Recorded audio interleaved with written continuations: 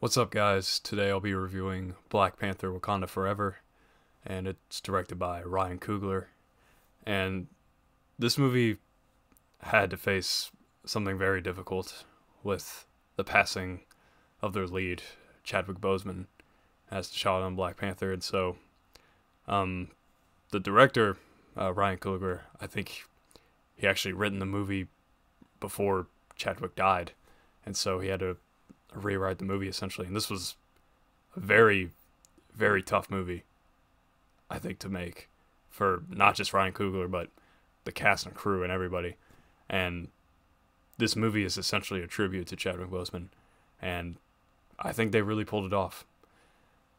And the plot of this movie is dealing with the death of T'Challa in this movie, and it's a really good tribute to not only T'Challa but to Chadwick Boseman as well. And they really pulled it off with this movie. I'll just go on and say it.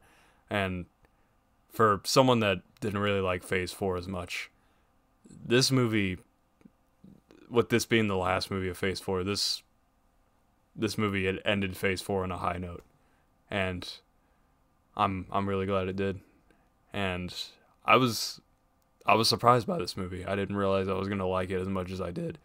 And I think I might like it more than the first Black Panther, now that I think about it, which is weird to me. But somehow they managed to pull it off. This movie is definitely more serious than most of the MCU movies, which is what I really liked about this movie, especially since like most of the Marvel humor hasn't been really that good. But the humor on here actually does work in this movie. There really isn't a lot of humor, but it does work in the film when it is there, and that's what I like about the movie. And the acting on this is phenomenal, especially Angela Bassett in this movie. She is fantastic. They might as well just give her an Oscar nomination because she deserves it, and she knocked it out of the park. And I saw in most reviews that this was one of the things that they talked about in this movie, and they were right. Like, she did an amazing job in this movie. And Letitia Wright as well. She did really good as Shuri, which I didn't really know how she was going to do because she was always better as the side character in Black Panther and even in Infinity War. But it was kind of unique to see her in sort of this leading role, and she did a really good job with it, so I was very excited for that. Dominique Thorne is also in this as Riri Williams, and I was actually surprised by her. I actually liked her in this movie, and it actually makes me look forward more to her spin-off series, Ironheart, on Disney+. I'm looking forward to that, but we'll see. But usually with Disney+ shows, I'm not really the biggest fan of, but we'll see on that one. But probably the biggest standout for me is Tenoch Huerta as Namor. I really hope I pronounced that name right. I apologize. Tenoch Huerta. He was perfect in this movie as Namor. He's the antagonist in the movie, and he knocked that out of the park. Like, he had so much presence in the film, like, and there was some shots in the movie where, like, I was kind of terrified of Namor.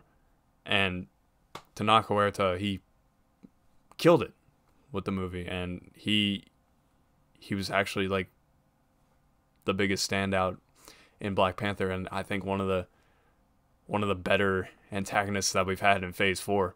So I hope we see more of him in the future. We probably will, and I'm excited to see where his character goes. I guess some of the things that I don't really like about this movie, I think it's the runtime. There's a subplot with Martin Freeman's character, Everett Ross, I think that's his name.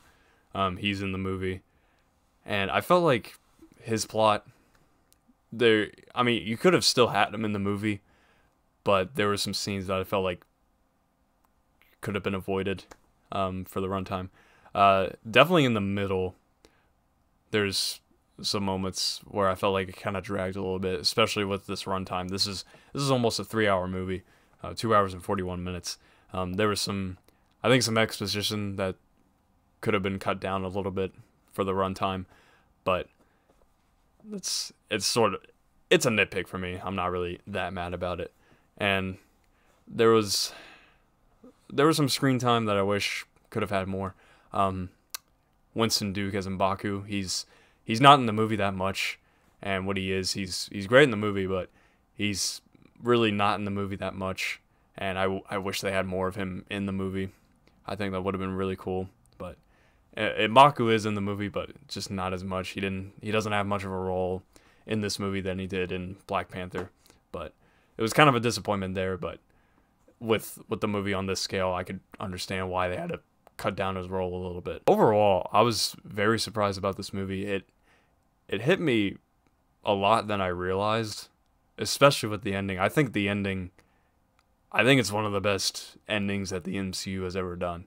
Ryan Coogler does something in this movie where some of the times it's just silence in the more serious parts.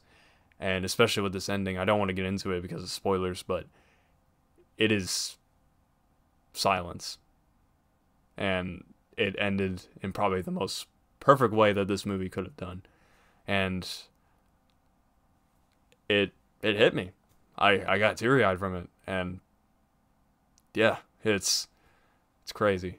And there is a mid-credit scene, and it's nothing like crazy, like a big cameo or something. Doctor Doom is not in this movie. I'm just gonna go on and say that Doctor Doom is unfortunately not in this movie. I know a lot of people were expecting that, but he's not in the movie.